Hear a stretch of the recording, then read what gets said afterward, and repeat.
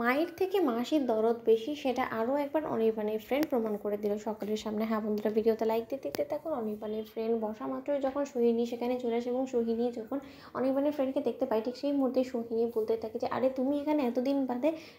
আর অন্যদিকে কথা বললাম, অনির্বাণ বলতে থাকে যে মা আমিও ওকে রীতিমতো দেখার পর সারপ্রাইজ হয়ে গিয়েছে, জানো তো। ঠিক সেই মুহূর্তে সোহিনীর কাছে সেই মেয়ে ছুটে গিয়ে সোহিনীকে চাপটে ধরে এবং বলতে থাকে যে আন্টি জানো তো, আমি কোনো মতে ভাবিনি যে তুমি এতটা ইয়াং থাকা সত্ত্বেও তুমি এত তাড়াতাড়ি একটা নাতনির ঠাম্মি হয়ে যাবে, জানো তো। ঠিক সেই মুহূর্তে সৈনী বলতে থাকে যে কী আর করবো বলো তো, ভাগ্যের নির্মম পরিহাস ছাড়া কোনো কিছুই না। আমি তো কোনো মতেই নাতনির ঠাম্মি হতেই চাইনি, এবং তুমি বলো না আমার কি বয়স, বলো তো। ঠিক সেই মুহূর্তে মানে ফ্রেন্ড বলতে থাকে যে মোটেও না, এবং তোমাকে দেখে কতটা বিউটিফুল লাগে সেটা তুমি নিজেও খুব ভালো করে জানো। তার সত্ত্বেও যে কী বলবো অনি, তুই কিন্তু আন্টিকে খুব তাড়াতাড়ি বুড়ি বানিয়ে ফেললি, জানিস তো। ঠিক সেই মুহূর্তে অনির্বাণের বাপি বলতে থাকে যে সদ্যমাত্র এসেছে, তুমি বসো, রেস্ট না কি খাবে বলো। ঠিক সেই মুহূর্তেই যখন রাইয়ের সন্তান অঝরে কাঁদতে থাকে এবং রাই বলতে থাকে যে অনির্বাণ আমার মেয়ে কাঁদছে, আমি বরঞ্চ একটু ভেতরে যাচ্ছি। ঠিক সেই মুহূর্তে রাই যখন নিজের সন্তানকে সামলাতে হিমশিম খেতে থাকে, ঠিক সেই সময় অনির্বাণের ফ্রেন্ড অনির্বাণকে বলতে থাকে যে আচ্ছা অনি, তুই একটা কথা বলতো, নিশ্চয়ই এটা তোর সন্তানের কান্নার আওয়াজ, তাই তো। অন্যদিকে অনেক বলতে থাকে যে আচ্ছা তুমি একটা কথা বলতো, তুই অফিসে গিয়েছিস ঠিক আছে, সেই সব কিছু মানলাম, কিন্তু আমার সন্তান আছে এবং আমি সন্তানের বাবা হয়েছি, সেটাই বা তোকে কে বললো বলতো।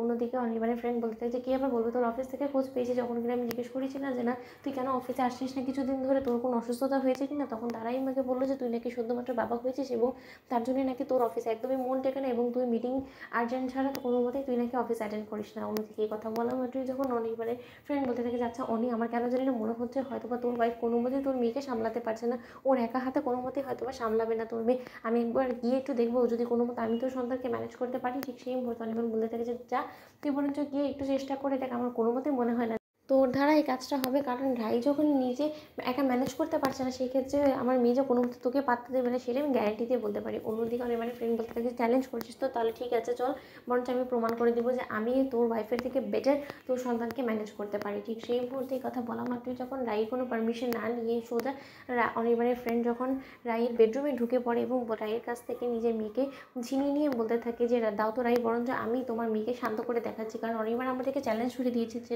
তুমি নাকি অনেক বেশি সন্তান ম্যানেজ করতে পারো এবং আমি নাকি কোনো মতে তোমার বাচ্চাকে ম্যানেজ করতে পারবো না এবং ওকে কোনো মতে শান্ত করতে পারবো না, তাহলে বরঞ্চ ওকে ভুল প্রমাণ করার জন্য আমি ও নিয়ে দেখি তো আমি পারি কি না, চেষ্টা করি। ঠিক সেই মুহূর্তে অবশেষে যখন অনির্বাণের ফ্রেন্ডের কোলে যাওয়া মাত্র রাইয়ের সন্তান চুপ হয়ে যায়। ঠিক সেই মুহূর্তেই অনির্বাণ বলতে থাকছে বাবা আমি সত্যি তোকে মেনে গেলাম, জানিস তো, কারণ রাই এতক্ষণ ধরে চেষ্টা করে সত্ত্বেও যখন আমার মেয়েকে ম্যানেজ করতে পারিনি এবং তুই হুট করে উড়ে এসে দূরে বসে আমার মেয়েকে এক ঝলকেই তুই থামিয়ে দিলে, তাহলে তো বোঝা যায় যে তুই জাদু জানিস। ঠিক সেই মুহূর্তে সৈনী বলতে থাকে যে হ্যাঁ সেই জাদুতেই তুমি সকলকে বশ করে ফেলো।